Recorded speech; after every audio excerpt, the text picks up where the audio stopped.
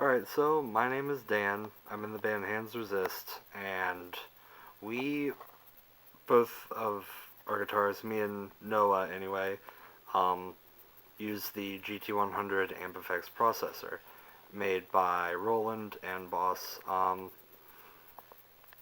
I have heard a lot of people complaining that you cannot get a good metal distortion out of one of these things, and I beg to differ.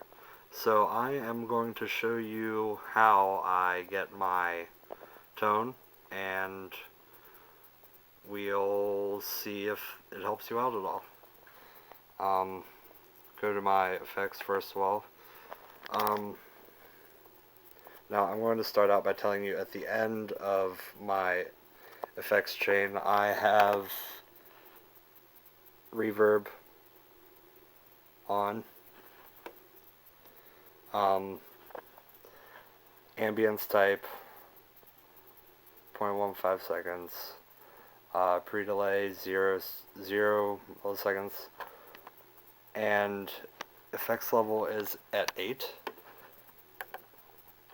and you can see also all these settings. I don't have it on very high reverb. I just do it for just the layering type thing. So anyway, we'll go back to my effects chain, and we will start at the beginning. I have I'm using the dual amp setting. I am using the rectifier modern for the preamp A, 50 gain, level at 100, all those settings. Gain switch is on middle, and I don't have the mic on for the cabinet setting. My second amp is the rectifier vintage. I have 64 gain on it. Bass is at 51, middle 50, treble 69, presence at 20. I tend to keep my presence kind of low. I don't like the sound of high presence. The gain switch is low, so switch off. And again, I'm not using the cab setting. The cab sim. So at the beginning of my effects loop, I have everything turned off right now, everything that I would use to change the sound. So I'll give you a little demo of what this all sounds like right now.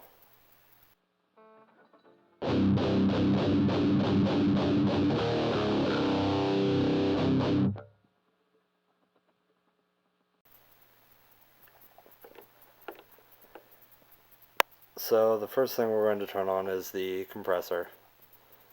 I'm using the Boss compressor. Everything's kind of in the middle. I don't use the tone.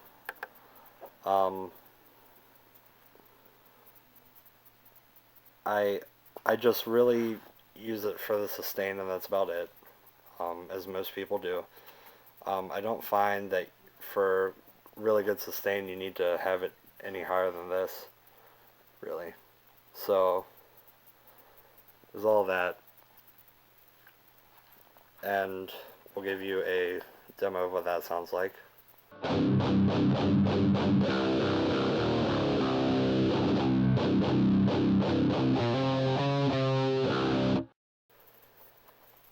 Now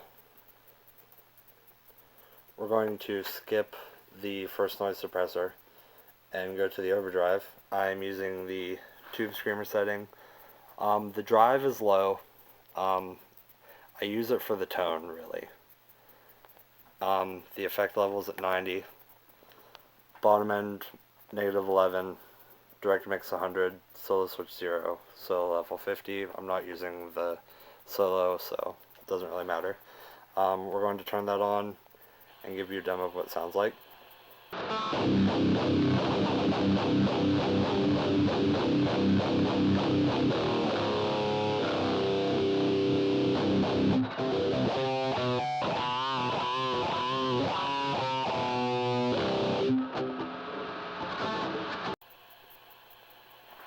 Now, I'm going to turn on the noise suppressors, both of them. Here I have the threshold at 77 and the release at 30. Detect as input. I'm going to go to the second noise suppressor, which I have after the overdrive. Turn it on. The threshold is at 79 and the release at 36. Again, detect as input. And I'll give you a demo of what that sounds like.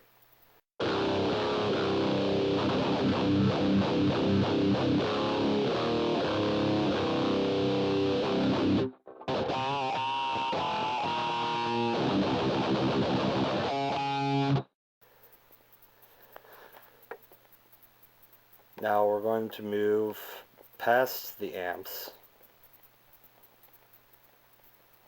and I have in the first effects spot a parametric EQ. I have the low gain at 5 decibels, high gain at 4, level at 0.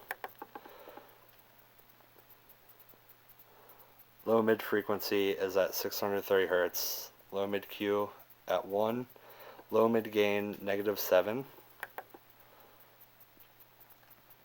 high mid frequency at 4 kHz, high mid Q at 2, high mid gain 10 decibels. The low cut is flat and the high cut is flat. I'm going to turn that on and give you a demo of what that sounds like.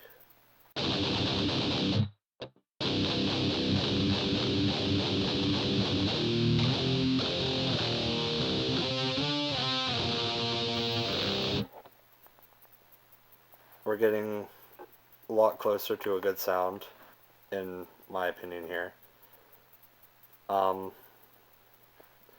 we have the regular equalizer. The low gain and high gain, I don't really use it on this equalizer. The level I have at +1. The low mid frequency is at 630 Hz, low mid Q at 2.